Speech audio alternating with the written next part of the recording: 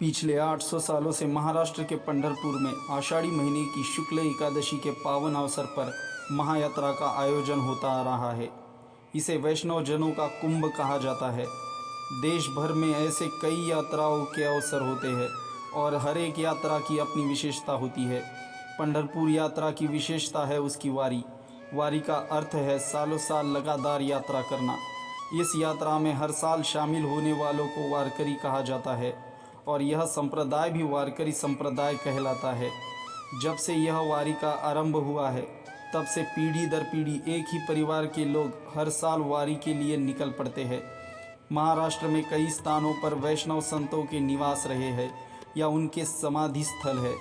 ऐसे स्थानों से उन संतों की पालकी वारी के लिए प्रस्थान करती है। आषाढ़ी एकादशी के दिन पंढरपुर पहुंचने का उद्देश्य सामने रखकर उसके अंतर के अनुसार हर पालकी का अपना सफ़र का कार्यक्रम तय होता है। इस मार्ग पर कई पालकियां एक दूसरे से मिलती है और उनका एक बड़ा कारवां बन जाता है। वारी में दो प्रमुख पालकियां होती है। उनमें एक संत ज्ञानेश्वर की तथा दूसरी संत तुकाराम महाराज की है।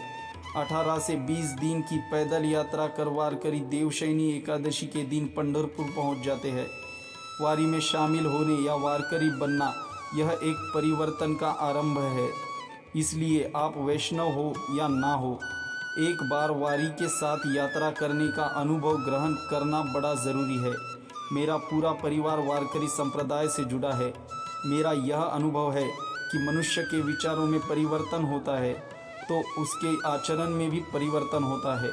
यह पूरी प्रक्रिया वारी में अपने आप शुरू हो जाती है, क्योंकि वारी का उद्देश्य है ईश्वर के पास पहुंचना, निकट जाना।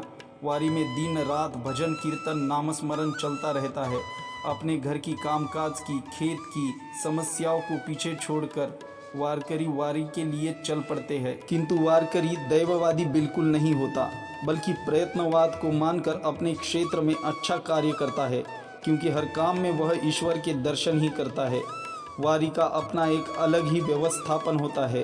हर वारकरी किसी न किसी दिंडी का सदस्य होता है। एक छोटे किंतु संगठित समूह को दिंडी कहा जाता है। हर दिंडी को एक क्रमांक दिया जाता है।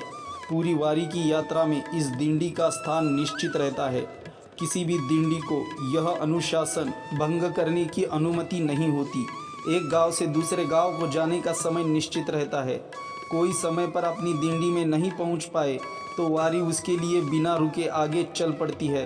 हर दिंडी का एक प्रमुख होता है, उसी के नाम से दिंडी जानी जाती है। एक दिंडी में आमतौर पर 150 से 200 लोग होते हैं। वारी में शामिल होते ही हर सदस्य अपनी अपनी दिंडी के प्रमुख को अपने आने की सूचना देता है और खर्च करने के लिए तय रकम उसे सौंप देता है। उसके बाद उस सदस्य की पूरी जिम्मेदारी उस प्रमुख की होती है। यह सिलसिला पंढरपुर पहुंचने तक चलता है। सामान ढोने के लिए हर दिंडी के पास एक ट्रक या टेम्पो रहता है। हर रोज़ के यात्री के विश्राम के स्थान पहले से ही तय होते हैं। दिंडे के प्रमुख वहां पहले पहुंचकर अपने सदस्यों की व्यवस्था करते हैं। 800 सालों की लंबी अवधि में कभी यह सुनने नहीं आया कि दिंडी का प्रमुख पैसा लेकर भाग गया या उसने कुछ गोलमाल किया। हर नगर में, हर गांव में पालकी का कहाँ स्वागत होगा, स्वागत कौन करेगा, उसकी भी परंपरा सी बनी है। पालकी का निवास उस नगर में सबसे बड़े मंदिर में होता है। अन्य दिंडियाँ अलग अलग मंदिरों धर्मशाला में विश्राम करती है। वारी में हर साल लाखों लोग सम्मिलित होते हैं, किंतु फिर भी यह कारवां सुनियोजित ढंग से सैकड़ों सालों साल चलता आ जा रहा है। वारी की हर दिंडी मानो एक परिवार सी बन जाती है। दिंडी के सदस्य अलग अलग गांव के होते हैं। वारी के बाद भी उनका आपस में संपर्क रहता है। अपने पास की खाने पीने की चीज़ें बांटी जाती है। बूढ़े लोग आपस में बातें करते हैं। सास बहू मिलकर दूसरी महिलाओं के साथ अपने सुख दुख बांटती रहती है। दिंडी में कभी संघर्ष हुआ है, हाथापाई हुई है, दो दिंडियों में संघर्ष हुआ है, ऐसा आज तक कभी सुनाई नहीं दिया। पंढरपुर की इस वारी में कई प्रांतों से भक्तगण हर साल आते हैं। पंढरपुर वैष्णव तथा शिव का एकाकार रूप है। इसी कारण यह तीर्थ क्षेत्र महान है। किंतु मेरी दृष्टि से वारी में भक्तों के साथ चलने का अनुभव चिरस्मरणीय तथा परिवर्तनीय है। राम और कृष्ण, शिव और शक्ति, सबका एक साथ दर्शन यही होता है।